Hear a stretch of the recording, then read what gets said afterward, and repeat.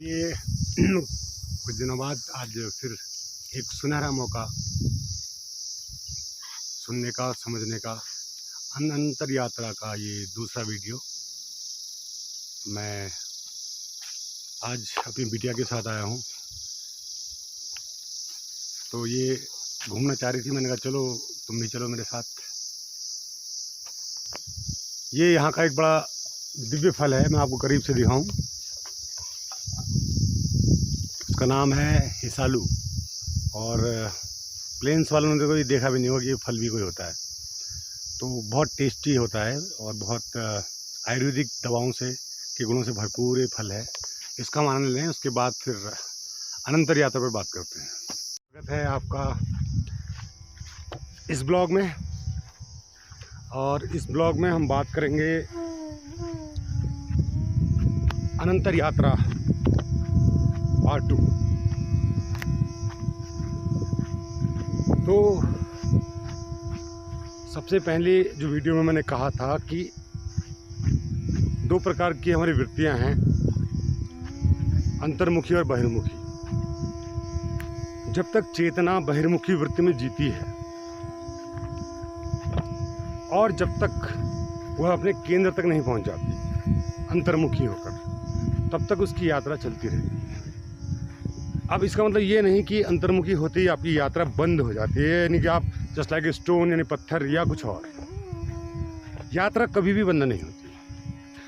बहिर्मुखी जो यात्रा है वो वर्तुलाकार है, जबकि अंतर्मुखी यात्रा स्ट्रेट लाइन में है, पॉइंट वाइज।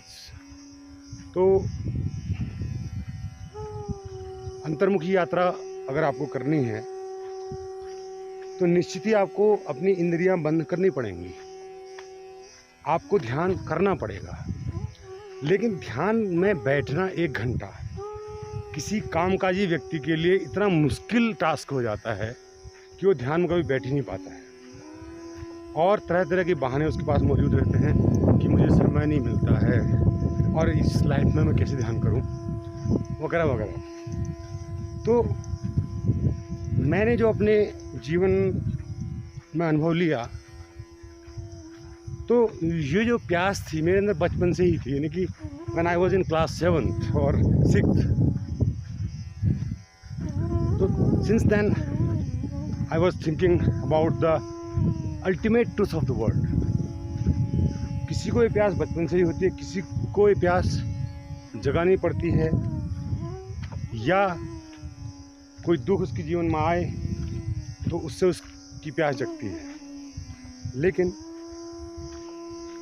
अगर सामान्य स्थिति में अगर आप मेडिटेशन करना चाहें तो वहाँ पर आपके टारगेट्स फिक्स होंगे कि मुझे मेंटल जो स्ट्रेस हो गया उसको रिलीज़ करना है, या कोई ध्यान करता है कुंडलिनी जागरण के लिए कि मुझे सिद्धियाँ प्राप्त करनी हैं, और कोई ध्यान करता है शून्य होने के लिए, जो बौद्धिस्ट हैं वो शून्य होने के लिए ध्यान करते हैं।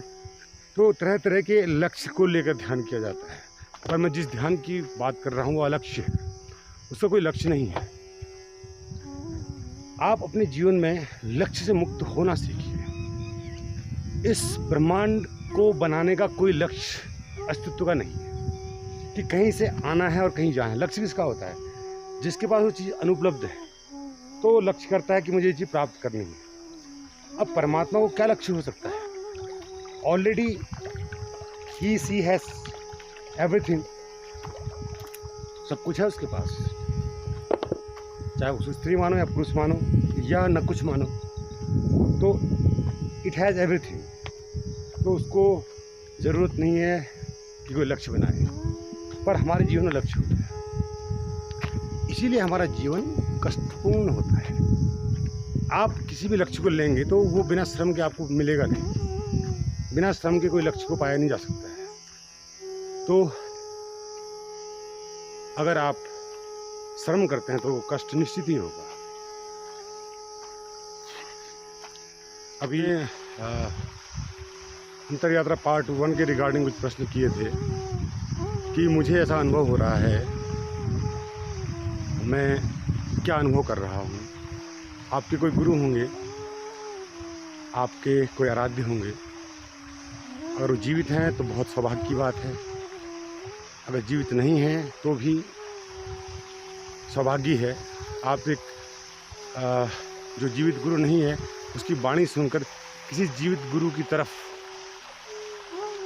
अपना कदम बढ़ाएं, क्योंकि जीवित गुरु इसलिए ज़रूरी है क्योंकि उस पथ में आने वाली बाधाएं जो आपको आती हैं उनसे वो परिचित है। तो अगर आपको बाधा आती है किसी किस्म की भी, तो वो उसका निराकरण कर सकता है और आपको मार्ग दिखा सकता है। अगर जीवित गुरु नहीं होगा तो फिर आपने उन्हीं चीज़ों का सहारा लेना पड़ेगा, उनकी वाणी का सहारा लेना पड़ेगा। हो सकता है कहीं पर कुछ गड़बड़ हो जाए, समझने में भूल हो जाए, क्योंकि हमारा चित्त तो पहले से प्री प्लान्ड है, उसने तो अपना चरित्र कट रखा है, तो उसको दिक्कत हो सकती है। तो चलिए, हम डेस्टिनेशन में आ चुके हैं, अब यहाँ पर हम बैठ के बात करेंगे। तो पहुँच चुके हैं फाइनली हम अपने ध्यान क्षेत्र में, शांत सुरम्य वातावरण में, प्रकृति के बहुत नज़दीक। तो यहाँ पर हम थोड़ी देर विश्राम करेंगे, उसके बाद फिर हम आपसे चर्चा करते हैं। अभी मुझे व्हाट्सएप देखना पड़ेगा, कुछ प्रश्न थे उन पर डिस्कस करना है।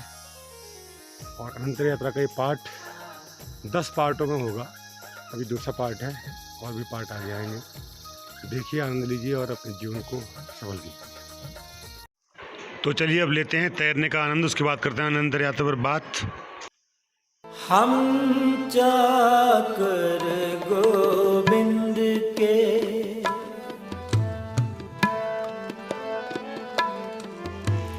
हम चाकर गोविंद के,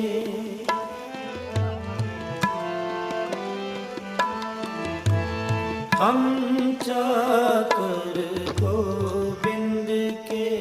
अब अंतर यात्रा में होने वाले अनुभव की बात। ठाकुर मेरा पारा, तो मन है ठाकुर मेरा पारा, चुप करने की कोशिश करेंगे चाकर गोविंद के। लेकिन ऐसा नहीं हुआ है। मैंने आपको बताया था 2 मार्ग, एक अंतर की तरफ जाता है, एक बहिर की तरफ जाता है। जब आप अपनी इंद्रियों से इस जगत को देखते हैं तो बहिर जगत आपको दिखाई देता है। जब आप अपनी इंद्रियों को बंद कर लेते हैं, आँख को, कान को, तो आपको अंतर जगत दिखाई देता है। तो लेकिन आज के समय में हमारे पास इतना समय कहाँ है कि हम अंतर यात्रा में जा पाएँ। हम तो बहिर्गामी हैं, प्रकृति के नज़ारे हम देखते हैं और दौलत के नज़ारे हम देखते हैं। उन सारे नज़ारों को देखते देखते हम पले, हम बड़े। वहाँ आया ईर्ष्या, वहाँ आया राग, वहाँ आया द्वेष। तो ये यात्राएं जो हमारी चल रही हैं बड़ी गलत दिशाओं में चल रही हैं। मैं आपसे कह देना चाहता हूँ कि जो यात्रा अगर बहिर्गामी अगर आप हैं तो भूल जाइए अध्यात्म को, साइड में रद्दी की टोकरी में डाल दीजिए।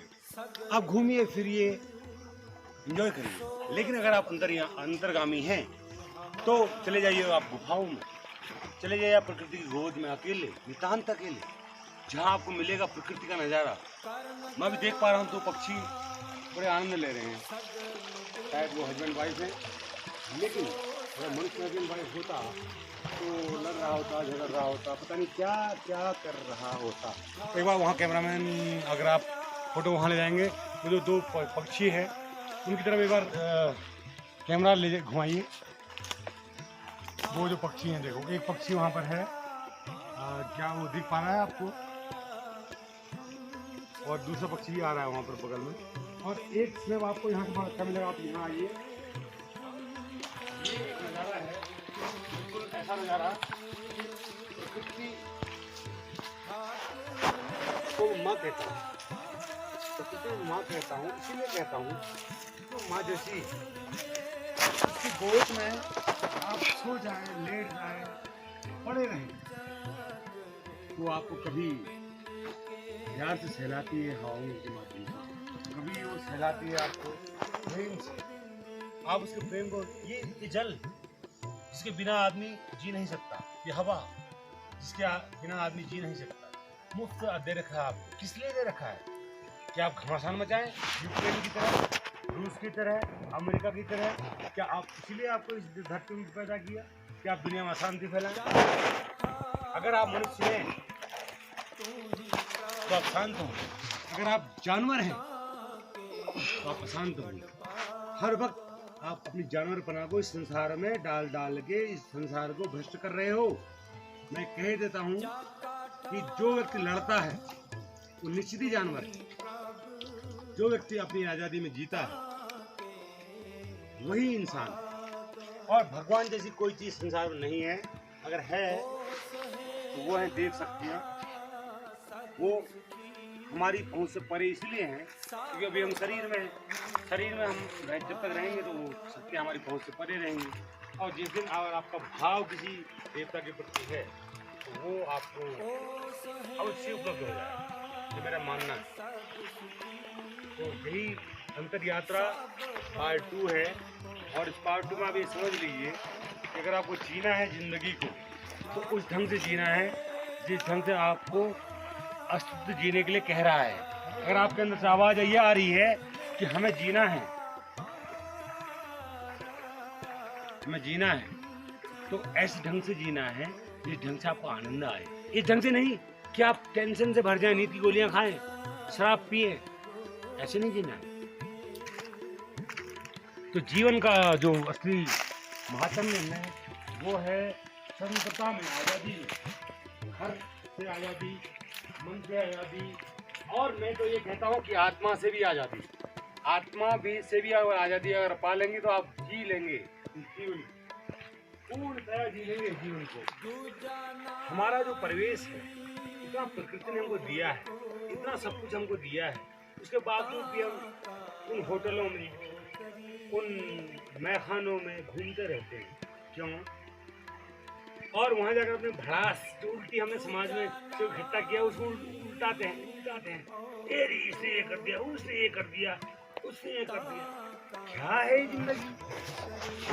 इस जिंदगी के जीने का मायने क्या है? हमको जीना है शांत प्रकृति की तरह, इस झरने की तरह नहीं जो आज छल करके बह रहा है, कल वो उसको पता ही नहीं। आपको अपना अस्तित्व बनाए रखना अगर है तो आपको अंतर यात्रा में जाना ही होगा। बहिर यात्रा से आप बिल गेट्स बन सकते हैं, आप चंद्रगुप्त मौर्य बन सकते हैं, आप सिकंदर बन सकते हैं, लेकिन आप नहीं बन सकते हैं कबीर, आप नहीं बन सकते बुद्ध, आप नहीं बन सकते मीरा, आप नहीं बन सकते महावीर, आप नहीं बन सकते राम, आप नहीं बन सकते कृष्ण। जब तक आप बहिर यात्रा में रहोगे तब तक ये संभावना है 0। अब कर रहे थे अंतर यात्रा की, और अंतर यात्रा शब्द ही अपने आप में इतना महान है। अंदर की यात्रा, भाई अंदर माने क्या? फेफड़े, खून, हड्डी, मज्जा, या आपको देखना 3 बातें हैं। हम अपने विचारों को भी देख नहीं पाते। विचार भी एक ऊर्जा है, विचार भी एक क्या है? ऊर्जा है। उन विचारों को हम देख नहीं पाते हैं और वही विचार हमारा व्यक्तित्व का निर्माण करते हैं। वही विचार जिनको हम देख नहीं पाते हैं वही हमारे कर्मों का निर्धारण करते हैं। वही विचार हमें स्वर्ग और नरक की यात्रा कराते हैं। वही विचार। तो क्या हम इन विचारों के प्रति सजग हैं या मन के गुलाम हैं? मन में जो विचार आए वो कर दिया। मन में विचार आया कि नहीं आज तो हम जो है यहाँ करेंगे, हम आज उसको मर्डर करेंगे, बहुत गंदा आदमी है, उसको हमें मार देना है ताकि हमारा बिजनेस चल सके। जैसा भी पंजाब में कांड हुआ कि व्यक्ति को मार दिया गया, गायक को। क्यों मारा? हमको नहीं मार रहा, इसीलिए कि आपने ऐसा कोई काम किया कि जो अन्यों के व्यापार में बाधा बन रहा था, अन्यों के स्वार्थ में बाधा बन रहा था। अगर आप अन्यों के साथ बुरा व्यवहार करेंगे या उनके व्यवहार में बाधा बनेंगे तो आपकी निश्चित ही हत्या कर दी जाएगी। जैसे ईसा मसीह को सूली में लटका दिया गया, सूली में लटका दिया गया इसीलिए क्योंकि वह लोगों को जगा रहा था। सुकरात को जहर देकर मार दिया गया, क्यों? क्योंकि वह लोगों को जगा रहा था। जागना किसी को पसंद नहीं है। सुबह के टाइम में अगर कोई हमें ठंडे पानी डाल दे हमारे ऊपर तो हम उसको गाली करेंगे और बहुत मारेंगे। दबा के मारे, यही कमी है। उनको सोना बहुत पसंद है। तो भाई मैं तो कहता हूँ अगर जिसको सोना है तो सोए रहो, कभी जागने की सोचना भी मत और ये वीडियो देखना भी मत। जागना है तो वीडियो में ठहरो, वरना सीधे किसी ऐसी जगह जाओ जहाँ पर आपको सोने का सामान मिल जाए, नशा मिल जाए या कोई अन्य सामान मिल जाए, स्त्री मिल जाए, वो भी आपको सुलाती है, नशा भी आपको सुलाता है और आपको यश सम्मान भी सुलाता है और धन भी आपको सुलाने का ही काम करता है। तो यहाँ जाओ, यहाँ क्यों आए हो, कहीं और जाओ। ये मैं आपसे कहना चाहता हूँ और मिलते हैं अगले वीडियो में। ध्यान से भूल न जाना, जिसको बात समझ में आई हो भूले ना। अगला वीडियो ये जल्दी आने वाला है।